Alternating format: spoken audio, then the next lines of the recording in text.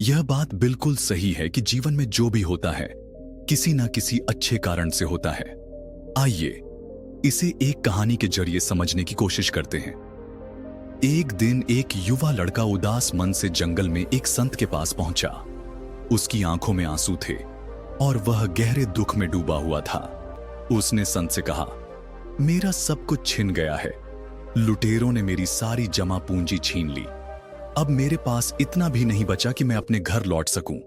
आप कैसे कह सकते हैं कि जो हुआ वो किसी भले के लिए था? ये तो मेरे जीवन का सबसे बुरा अनुभव है। संत मुस्कुराए और बोले, मैं तुम्हें एक छोटी सी कहानी सुनाकर इसका उत्तर दूंगा।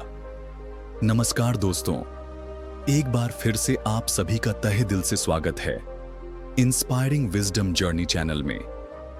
आज की कहानी को ध्यान से सुनिए, क्योंकि इसमें वो ताकत है जो आपकी जिंदगी की सोच को पूरी तरह बदल सकती है। महात्मा ने उस युवक की ओर देखा और बोले, मैं तुम्हें एक कहानी सुनाता हूं। बहुत समय पहले की बात है। एक गांव में भीषण बाढ़ आ गई। पानी इतना तेज था कि गांव का सब कुछ बह गया। उसी गांव में एक गरीब किसान अपने परिवार के साथ रहता था। उनके पास पहले ही बहुत कम था और अब तो खाने तक को कुछ नहीं बचा था। किसान का बेटा फिर भी शांत था। उसने कहा, कोई बात नहीं पिताजी, जो हुआ वो शायद किसी अच्छे के लिए हुआ। किसान को यह सुनकर बहुत गुस्सा आया। उसने चिल्लाकर कहा, तू कैसी बेवकूफी की बातें कर रहा है? हमारा सब कुछ चला गया और तू कह रहा है अच्छा हुआ। अब तो खाने को अनाज भी नहीं बचा और सिर छुपाने को घर भी नहीं। फिर वह बेटे से बोला, तू यहां से चला जा, अब तू इस घर में रहने लायक नहीं है। लड़का रोते हुए वहां से चला गया। शाम हो गई पर वह घर नहीं लौटा। किसान को पछतावा होने लगा कि उसने गुस्से में कुछ ज्यादा ही कह दिया, लेकिन अब कुछ कर भी नहीं सकता था। उसी समय अचानक एक नाव आई और गांव के बचे हुए लोगों को सुरक्षित स्थान पर ले जाया गया। किसान की पत्नी बोली, देखिए, आखिरकार हम बचा लिए गए। शायद आपका बेटा सही कह रहा था।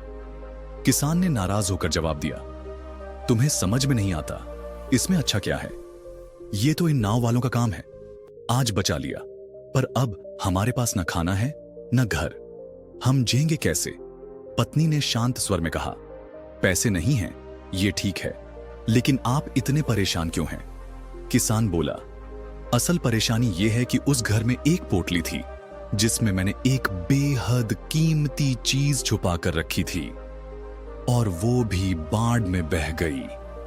अब तो सच में कुछ भी नहीं बचा। पत्नी ने उसकी तरफ देखा और कहा, आखिर उस पोटली में ऐसा क्या था? किसान ने गहरी सांस ली और कहा, अब जब वो रही ही नहीं तो बताने का क्या मतलब? समय बीतता गया। किसान ने जैसे तैसे लोगों से मदद मांगकर अपना और अपने परिवार का गुजारा करना शुरू किया। मगर ये कब तक चलता? उस साल खेत में भी फसल ठीक से नहीं हुई थी। किसान अब बेहद परेशान रहने लगा। उसे समझ नहीं आ रहा था कि आगे क्या किया जाए। एक शाम वह अपनी पत्नी के साथ बैठा था, चिंताओं में डूबा हुआ। तभी उसकी पत्नी ने समझाते हुए कहा, चिंता करने से कुछ नहीं बदलेगा। क्यों ना आप शहर जाकर कोई काम ढूंढें, कुछ ना कुछ रोजी रोटी का जुगाड़ तो हो ही जाएगा। पत्नी ने हौसले से कहा, आप परेशान मत होइए, मैं भी आसपास के घरों में काम कर लूंगी। कुछ ना कुछ कमाई तो होगी ही, उसी से हमारा गुजारा हो जाएगा। अगले दिन किसान शहर की ओर निकल पड़ा, किसी भी काम की तलाश में। उसने हर गली, हर मोड़ पर कोशिश की, लेकिन कहीं भी उसे कोई काम नहीं मिला। धीरे धीरे उसका मन चिंता और निराशा से भरता गया। वह सोचने लगा, कैसे गुजारा होगा? अपने परिवार का पालन पोषण कैसे करूंगा? बाढ़ के बाद उसने बड़ी मुश्किल से घास फूस जोड़कर एक छोटा सा झोपड़ा बनाया था, और अब जब फसलें भी ठीक नहीं हुई थीं, तो वह और भी उदास रहने लगा। एक दिन वह अपने सूखे खेतों को देख रहा था और सोच रहा था, मेरा बेटा भी मुझे छोड़कर चला गया। मैं तो अब हर तरह से अकेला हो गया हूं। और ऊपर से वो कहता है, जो हुआ अच्छा हुआ। यह कैसे अच्छा हो सकता है? पत्नी ने फिर से उसे समझाया, आप यूं ही बैठकर चिंता में मत डूबिए, कोशिश करते रहिए, काम कहीं ना कहीं जरूर मिलेगा। रोने से अच्छा है कुछ प्रयास करते रहना, क्या पता किस मोड़ पर कोई अवसर मिल जाए। किसान को पत्नी की बात सही लगी। अगले दिन वह फिर काम की तलाश में निकल पड़ा, लेकिन इस बार भी उसे कोई काम नहीं मिला। हताश और थका हुआ जब वह वापस लौट रहा था, तभी रास्ते में उसे एक महात्मा मिले। महात्मा ने पूछा, बेटा क्या बात है, तुम इतने परेशान क्यों हो? किसान ने महात्मा को सारी आपबीती सुना दी। बोला, दरअसल बाढ़ में मेरा पूरा घर तबाह हो गया। खाने को अनाज नहीं बचा और रहने को भी कुछ नहीं। जैसे तैसे घास फूस से एक छोटा सा झोपड़ा बनाया है, लेकिन अब भी जिंदगी बड़ी मुश्किल से कट रही है। महात्मा ने शांत स्वर में कहा, इसमें चिंता की कोई बात नहीं है। किसान ने चिढ़ते हुए कहा, कैसे न हो, उस दिन मैंने गुस्से में अपने बेटे से बहुत बुरा बोल दिया। वो मुझे छोड़कर चला गया और अब तक नहीं लौटा। आपको फिर भी लगता है कि जो हुआ वो अच्छा हुआ? महात्मा मुस्कुराए और बोले, तभी तो मैं कह रहा हूं, जो होता है वह अच्छे के लिए होता है। किसान का गुस्सा और बढ़ गया। आप ये कैसी बातें कर रहे हैं? मेरा सब कुछ बर्बाद हो गया है। खाना नहीं है, घर नहीं है, मेरा बेटा भी मुझे छोड़ गया है। इसमें भला कौन सी भलाई है? महात्मा ने शांति से जवाब दिया, सब्र रखो, समय आने पर हर सवाल का उत्तर खुद मिल जाएगा। चिंता मत करो। इतना कहकर महात्मा वहां से चले गए। किसान को बुरा लगा कि वह उन्हें कुछ भी देने की स्थिति में नहीं था। उस रात वह सोचता रहा, आखिर यह कहावत कि जो होता है अच्छा होता है, मेरे साथ कैसे सच हो सकती है? मेरे जीवन में तो कुछ भी अच्छा नहीं हो रहा। लेकिन अगली सुबह वह फिर उम्मीद लेकर काम की तलाश में शहर निकल पड़ा, और इस बार किस्मत ने उसका साथ दिया। एक बड़े व्यापारी के घर पर उसे काम मिल गया। सेठ बहुत दयालु और उदार थे। वहां न केवल उसे काम मिला, बल्कि रहने के लिए एक अच्छा कमरा और खाने की भी कोई कमी नहीं थी। सेठ ने मुस्कुराते हुए कहा, अगर तुम्हें कोई असुविधा हो तो मेरे घर के पास एक मकान खाली है, तुम चाहो तो वहां रह सकते हो। किसान हाथ जोड़कर बोला, नहीं नहीं सेठ जी, मैं आपका बहुत आभारी हूं। मैं यहीं ठीक हूं, आपने मुझे काम दे दिया, यही मेरे लिए बहुत है। सेठ ने किसान को अच्छी तनख्वाह पर रख लिया। अब किसान और उसकी पत्नी दोनों पहले से कहीं ज्यादा सुखी और सुकून में थे। फिर एक रात अचानक दरवाजे पर किसी ने दस्तक दी। किसान ने दरवाजा खोला तो सामने एक लंबी सी कार खड़ी थी और एक युवक बड़ा सा बैग लिए खड़ा था। किसान उसे देखकर दंग रह गया, पहचान ही नहीं पा रहा था कि यह कौन है। लड़के ने मुस्कुराकर कहा, पिताजी मैं हूं, आपका बेटा। किसान हैरान रह गया, उसकी आंखों में आंसू आ गए।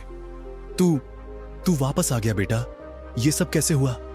लड़का बोला, पिताजी उस दिन घर छोड़कर मैं शहर चला गया था। वहां मुझे एक काम मिल गया। धीरे धीरे मैंने एक छोटा व्यापार शुरू किया और कड़ी मेहनत से उसमें बहुत लाभ कमाया। आज उसी मेहनत की बदौलत मैं यहां हूं। मैंने नया घर भी बनवा लिया है पिताजी, और अब आप दोनों को साथ ले जाने आया हूं। गांव वालों से पूछा तो पता चला कि आप अब यहां रहते हैं। किसान की आंखें भर आईं, उसका दिल गर्व और खुशी से भर गया। बेटा मुस्कुराते हुए बोला, पिताजी देखा, मैंने कहा था ना, जो होता है वह अच्छे के लिए ही होता है। अगर उस दिन बाढ़ नहीं आई होती और ये सब कुछ नहीं हुआ होता तो शायद मैं आज भी वहीं फंसा रहता। ना मैं कभी नगर जाता, ना नौकरी मिलती, और आज इतना सफल ना होता। अगर वो बातें उस दिन ना होती तो शायद मैं आज ये सब नहीं समझ पाता। महात्मा शांत मुस्कान के साथ बोले, देखा, अब समझ में आया कि क्यों मैं बार बार कह रहा था, जो होता है अच्छे के लिए होता है। किसान और उसका बेटा खुशी से झूम उठे। अब उनके पास सब कुछ था, प्यार, घर, पैसा और सबसे बढ़कर समझ। कहानी खत्म होने के बाद महात्मा ने उस नवयुवक की ओर देखा जो कहानी सुन रहा था। उन्होंने कहा, जिंदगी में एक बात हमेशा याद रखना, इंसान की सोच बहुत सीमित होती है। वो सिर्फ उस पल को देख पाता है जो उसके सामने है, लेकिन जो ऊपर बैठा है वो पूरी तस्वीर देखता है। जब भी कोई कठिन वक्त आए तो घबराना नहीं, बस ये याद रखना कि समय चाहे कितना भी बुरा क्यों ना हो, वो स्थायी नहीं होता, सब बदलता है। और अगर तुम्हारा दिल साफ है और इरादे नेक हैं तो तो हर बुरा वक्त किसी ना किसी अच्छे मोड़ की शुरुआत बन जाता है। इसलिए बुरे वक्त से डरने की नहीं, लड़ने की आदत डालो, क्योंकि जीत हमेशा उसी की होती है जो अंत तक डटा रहता है। और याद रखना, बुरे वक्त में ऐसा कोई भी कदम मत उठाना जिसकी वजह से तुम्हें जीवन भर पछताना पड़े। समय चाहे जैसा भी हो, हर घटना का जवाब समय आने पर मिल ही जाता है।